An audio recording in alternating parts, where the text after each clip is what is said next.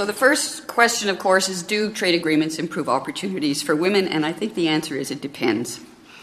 Trade liberalization and the related institutional reforms are key tools in national, regional, and multilateral economic growth and poverty reduction strategies. And there's been a lot of study trying to unpack these linkages. Studies do point to a relationship between trade, growth, and poverty reduction, but there's a lot less clarity about how trade liberalization, reform, expansion, growth, and poverty interact.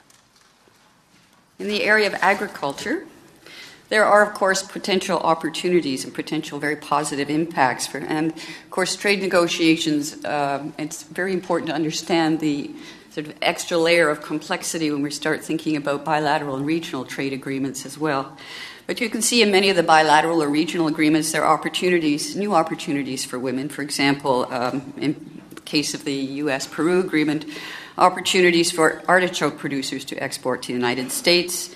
In many countries, women are finding new waged work in non-traditional agricultural exports like flowers and vegetables and specialty fruit. Government procurement is another area where there have been negotiations more at the regional and bilateral level than at the WTO. And it's important to realize that this is a policy area where developing countries may want to make sure there is space, because it's an area for governments to provide space for smaller producers. In India, for example, preferential treatment is allowed for village industries and small-scale industries, women's development corporations and federations of women's self-help groups. And the point I'd like to emphasize here is that there are legal frameworks that support gender and trade. The first one, and perhaps most relevant for this group, is the Beijing Platform for Action. And of course, in Beijing, governments emphasize the importance to look at both trade policy and trade promotion. The aid effectiveness principles in the Paris Declaration are also reflected in aid for trade, and the challenge for this group, as I understand it, is to look at ways to ensure that the aid effectiveness principles are inclusive of gender equality objectives when we're thinking about aid for trade. Now, this is a lot of money. I was quite shocked, actually. In 2007, aid for trade accounted for almost 1/3 of total sector allocable overseas development assistance. That's 1/3, so it's extremely important that this sector address gender concerns.